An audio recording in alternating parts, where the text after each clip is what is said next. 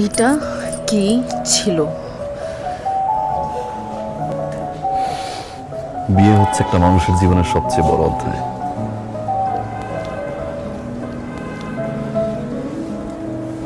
আর সেই বিয়েটা যদি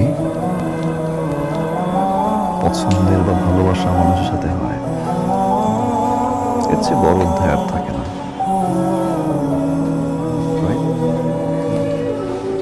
ভাবলাম একটু সারপ্রাইজ দিই।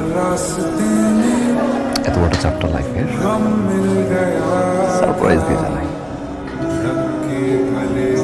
তোমার এই সারপ্রাইজ আমাকে অনেক কষ্ট দিয়েছে, আমি অনেক কষ্ট পেয়েছি। তুমি কি ভেবেছ তুমি বিয়ে করতে আসবে আর আমি ঠ্যাং ঠ্যাং করে বিয়ের জন্য রাজি হয়ে যাব?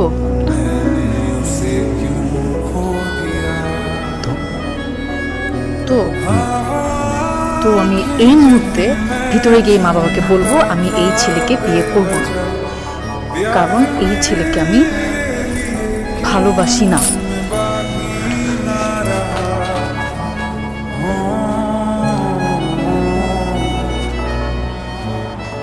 ভালোবাসো না? না,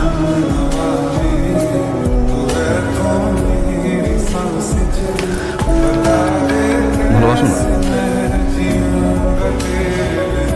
না,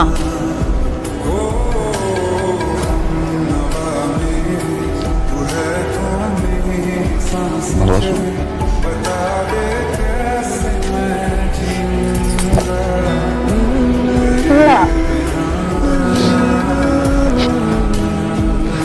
এভাবে ভালোবাসা যায়।